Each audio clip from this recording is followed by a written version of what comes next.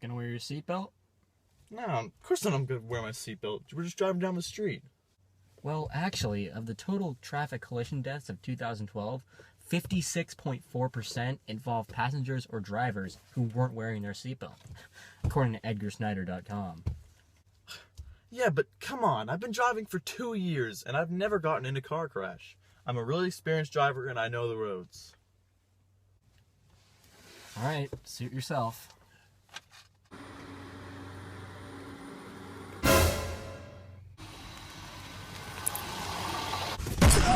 No!